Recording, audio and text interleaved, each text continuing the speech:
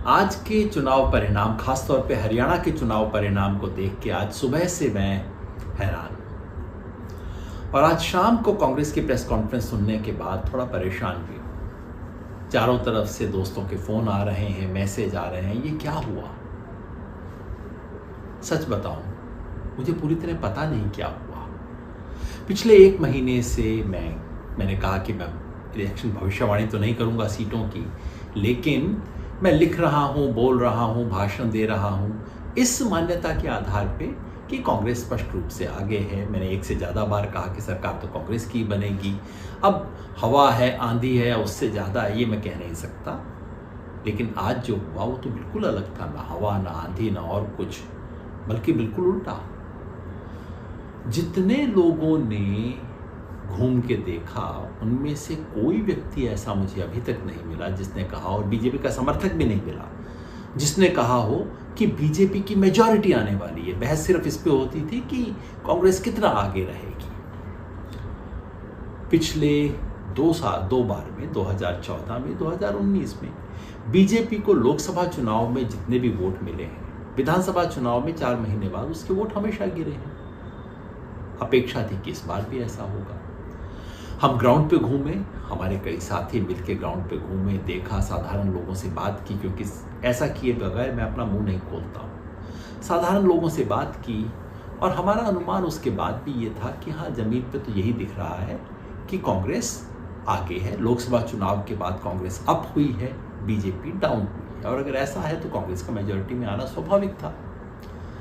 जैसा मैंने कहा, जितने भी रिपोर्टर, एडिटर, संवाददाता, जिसने भी बोला, जिसको भी मैंने सुना या पढ़ा, एक भी नहीं मिला। आप आज भी पलट के देख लीजिएगा, अगर एक भी व्यक्ति ने कहा हो कि बीजेपी की मेजॉरिटी आ सकती है। तमाम एग्जिट पोल ने भी यही कहा।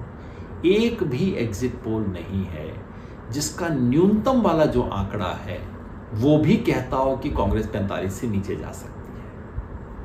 मगर ये सब गलत हो सकते हैं। हम तो गलत हो ही सकते हैं, इंसान है, गलती हो सकती है। एग्जिट पोल तो गलत होते ही हैं, मैंने खुद ही साबित किया कि गलत है। मगर आज शाम को जब कांग्रेस ने प्रेस कॉन्फ्रेंस की और कुछ गंभीर आरोप लगाए हैं, कांग्रेस में वहाँ के कम्युनिकेशन इंचार्ज जयराम रमेश जी और पवन खेड़ा जी ने कॉन्फ्रेंस करके कहा कि हम इस परिणाम को स्वीकार नहीं कर सकते। उन्होंने कुछ कॉन्स्टिट्यूएंसी से प्रमाण दिए हैं। एक कॉन्स्टिट्यूएंसी का प्रमाण मैंने खुद देखा है, वो है नारनौल, महेंद्रगढ़ जिले में। कांग्रेस ने कहा है ऐसी ही सूचनाएं उनके पास हिसार से भी हैं, पानीपत से भी हैं, और कहा है कि कल तक वो इस सारी सूचना को सार्वजनिक करेंगे।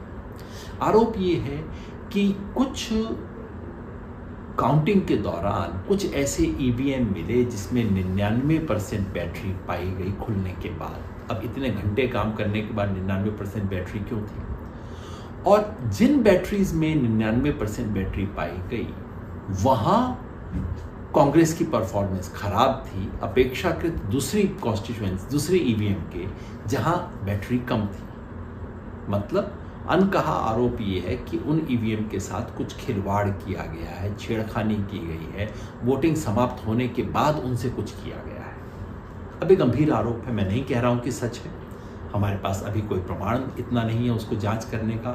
चुनाव आयोग का जवाब भी मैंने पढ़ा, वो इतना टेक्निकल है कि मैं तो इंजीनियर नहीं हूँ, बैटरी और ये सब मुझे समझ नहीं आता।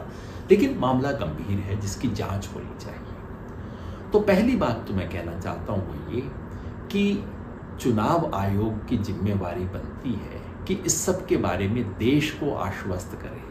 चुनाव फेयर हो, निष्पक्ष हो, और जनता को दिखे कि निष्पक्ष है, दोनों जरूरी है। ये चुनाव आयोग कुछ समय से ऐसे काम नहीं कर रहा है। जनता के सामने पूरी स्थिति साफ करना, लोकसभा चुनाव के अंदर भी जितने वोट पड़े और जितने वोट गिने गए, दोनों में अंतर था। चुनाव आयोग ने आज तक स्पष्ट नहीं किया कि ऐसा क्यों हुआ है। तो चुनाव आयोग से इतना मेरा अनुरोध है, हो सकता है आपकी बात सही हो सकता है अभी से कांग्रेस की बात पे विश्वास न करें, लेकिन चुनाव आयोग जनता के सामने पूरे तथ्य रखे। चुनाव आयोग अपना काम करेगा, लेकिन हम भी अपना काम करें। हम भी सोचें, एक क्षण के लिए मान लें कि जो परिणाम आया है वही है। हैरानी हुई शायद इसलिए कि हो सकता है हम गलत हुए, तो हम सोचें कि क्या गलती हुई होगी, सोचें कि ये परिणाम क्यों आया होगा। क्या भारतीय जनता पार्टी आरएसएस का मुकाबला करने के लिए जितना काम करने की ज़रूरत थी, विचार में, जनता के बीच में, वो सब काम हुआ। आज के परिणाम से किसान आंदोलन का प्रभाव समाप्त नहीं हो जाता। किसान आंदोलन की वजह से ही कांग्रेस मैदान में थी। उतने जो परिणाम हुआ उसके कारण ही कांग्रेस, जो कि 30% पीछे थी 2019 में, वो कांग्रेस मैदान में थी। लेकिन जो कुछ दूसरी चीज करनी थी वो क्या हुई? क्या जनता के मन में ये शंका रही कि भाई कांग्रेस आएगी तो इसका मतलब है एक जिले का राज, एक जाति का राज, एक परिवार का राज? क्या इसका समाधान, इस आशंका का निर्मूलन हुआ? क्या चुनाव में उस तरह की चुस्ती हुई जो कि होनी चाहिए थी? कांग्रेस के अलावा जन संगठनों को जितना काम करना चाहिए था, क्या हमने उतना वो काम किया? मतलब कि जो चुनाव आयोग के सवाल हैं वो अपनी जगह हैं, लेकिन आज के इस नतीजे से हमारी चुनौती और गहरी होती है। महाराष्ट्र में चुनाव है, झारखंड में चुनाव है। इन सब चुनाव में पहले से भी ज़्यादा और गंभीरता से काम करने की ज़रूरत है, क्योंकि हरियाणा में चुनाव का जो भी कारण रहा हो, जो भी वजह रही हो, अब उसे बीजेपी को वाइट वॉश करने के लिए इस्तेमाल किया जाएगा। ये दिखाया जाएगा कि बीजेपी को कोई धक्का पहुंचा ही नहीं था, ये जो लोकसभा चुनाव में हुआ तो कोई बात ही नहीं थी। अब वापस स्थिति वैसे ही आ गई है और इस सरकार का दमनकारी चरित्र वैसे ही आगे बढ़ेगा। इसलिए अब महाराष्ट्र में और झारखंड में और शिद्दत से काम करने की ज़रूरत है। लोकतंत्र को बचाने के लिए चुनाव आयोग की जिम्मेवारी है, लेकिन हम सब की भी जिम्मेवारी है। धन्यवाद।